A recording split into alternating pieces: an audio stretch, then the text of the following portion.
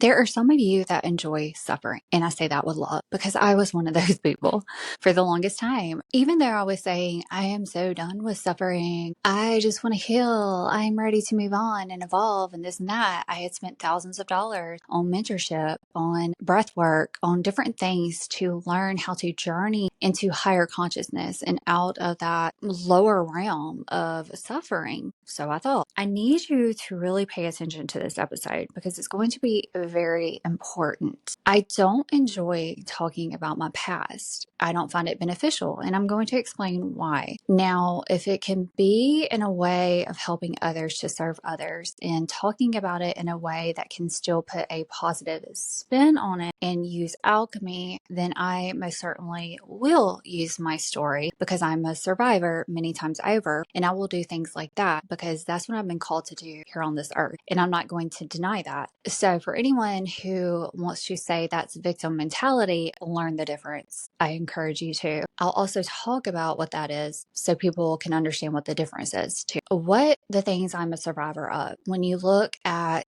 the way I was brought up, I didn't remember a lot of things from my childhood. Thought I had a great childhood, everything hunky dory around that. But if we really dive into our childhood, if we really understand what childhood trauma is and stuff like that, there are a lot of things that are given to us that are not ours. And while our parents raise us to the best of their abilities, the best that they can do where they're at on their healing journey as well, a lot of our parents were young, stuff's going to happen. And how we choose to see the bigger picture and all of that also is going to help us on the healing journey. So there were some things in my childhood that I had to heal from. I don't want to go into all of that because I don't feel like my parents are bad people, and I don't feel like they should be talked about at all because they're very good people. I was raised in a good family and a good household. Were there things I had to heal? Yes, 100%. But where I want to start is when I was 18, I was raped, and I had to heal a lot of that. Now, I didn't think I did. Yes, I knew the hurt, the pain, things like that, the trauma from that, but I didn't realize it was still affecting my relationships up until I would say about age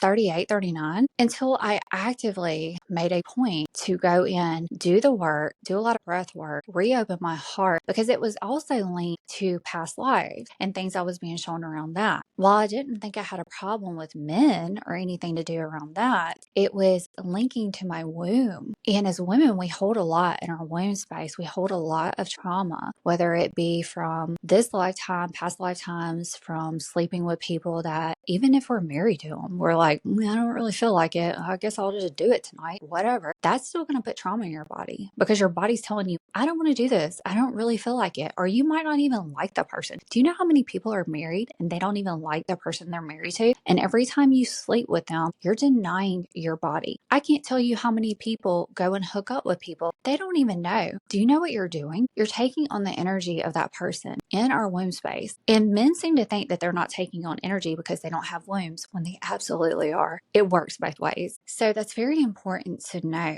Other things that happened when I got raped, I had a lot to heal around my worthiness because I didn't feel worthy after that. I didn't want to be seen. I acted out a lot. There was a lot of things. I stayed drunk a lot. Did I hide it well? Yeah, from a lot of people. But from a lot of people that truly knew me, I didn't hide it well. They just embraced it or didn't say anything. I don't really know. There were a lot of things that I really had to work on. And then it made me get into relationships that were not good relationships, very abusive. And I had a string of abusive relationships. And even in marriage, there were things in that were not great. And I'm not going to go into all the details, but you also have the roller coasters of, did I do well at work? Did I do well in business? Did I do this? Did I do that? Having to hit rock bottom so many times because the universe was literally trying to wake me up. And I just couldn't see it because I couldn't see my worth. And until we truly start to see our worth, until we finally say, enough, I don't want this anymore. I believe in myself. No one else can do it for us. We have to do it for ourselves. And then I truly don't feel like we can start navigating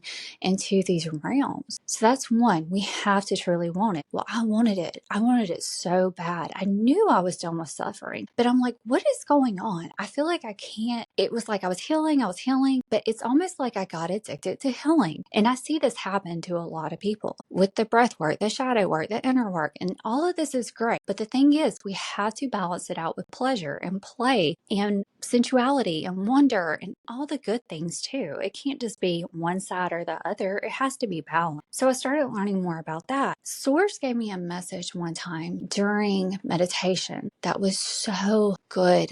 I had been hearing people talking about rewriting your story and not talking about the past and not bringing it up. And especially if you went on dates. And that's the thing. I had been trying to date. And every time I was like, well, how do you not answer someone? And I remember when I first got divorced, I went to someone for Reiki and she told me, she said, Jamie, you don't owe anyone anything, any explanation, whatever. If people ask you about your life, just tell them you don't feel like talking about it right now. You literally don't owe anyone. And this was like in the very beginning of my awakening. And I should have listened and I should have tried to understand better what she was talking about. She would give me these little nuggets of wisdom, but then she would want me to figure it out for myself. And I'm like, please don't do that. Like, please just tell me for the love of God, because I was one of those people that I knew I was a hard learner. I don't want to be a hard learner. I want someone just to help me. Please help me. If you got some like good knowledge and wisdom, give it to me. Then I have the choice to do with it whatever I will. I had later heard other people talking about if you go on dates, don't tell them about your past. Act like everything was great in your past. It's different if you truly know the person, if you want to talk about it then, but people will use your past against you. And I saw it happen to me time and time again. Even though I wasn't playing victim, they would project onto me and try to make me a victim. And I was like, what the F is going on? This is nuts. Like, I am a survivor. I'm not a victim. And I never even talk about this stuff. Like, why are they bringing that up?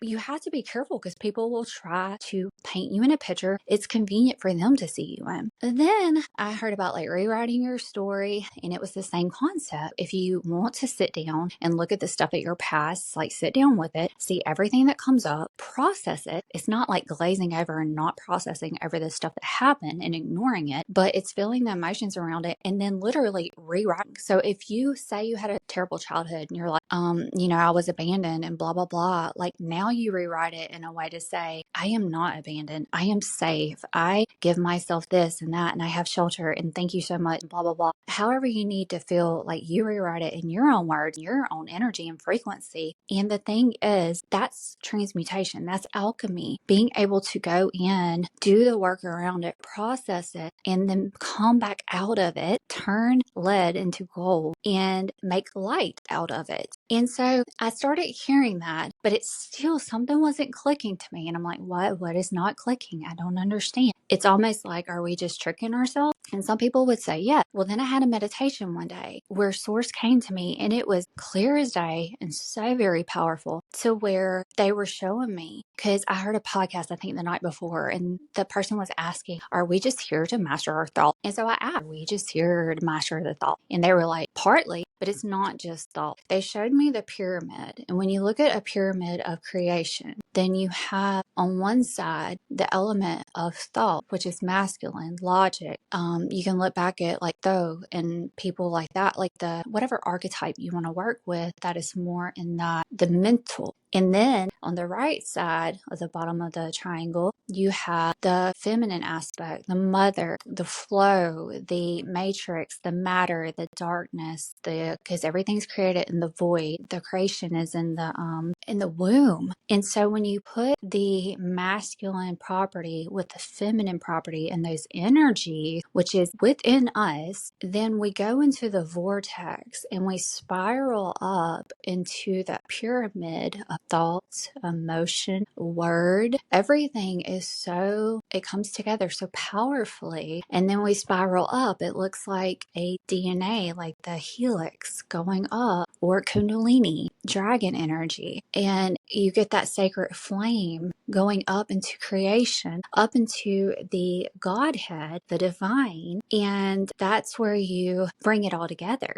So we are essentially co-creating on the way up. But what we have to do is handle our thoughts and our emotions. And then those words also, it all comes together. It can't just be, well, here's one piece, here's another piece here, because you have those elements, the masculine, the feminine, and then the third party, the third person, when when we talk about twin flame and the third party, that's just a label, and it's something I'll go into later. We're going up into creation. So there's going to be that third party feeling. It should be God. It should be the divine. It should be source, creator, however you choose to feel it in everything, every being, every knowing of your body, because the knowing is the head. I am goes into I know. It moves. It's like I don't even know how else to say it besides that. So I had to stop talking about my past in any shape or form, even when it was just me here by myself, journaling on it, anything like that. When we go into affirmations, we go into manifestation, any of that type of stuff, or co-creation, if you don't like the word manifestation. What you need to realize is that we are speaking as if we already have it, because we technically do in a different dimension. We are just lining up with the frequency and the energy of that dimension, and that allows us to shift into it, to see it in the quantum leap. We have to speak as if. When we speak from a stance of the past or even in the now, being in the now is great and all. If anything, be in the now, don't be in the past. It's better to speak as if we already have it, because we do align with it. But speaking from the past keeps you in a karmic loop.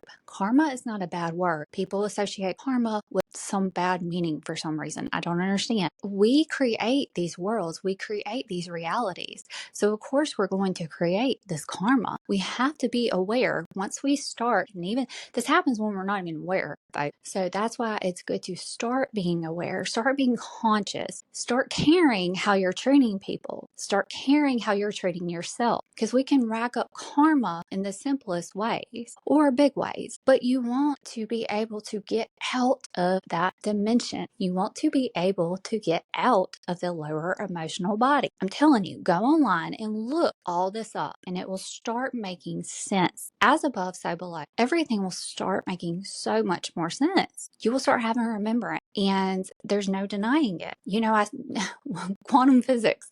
I'm a science major, and quantum physics at first to me was just like, what? But it's the person who talks about it. That's how I feel like. I'm like, if you're a good teacher, you can explain anything to anyone. If you're too like rigid, of course no one's going to understand you except for really rigid, nerdy people or whatever.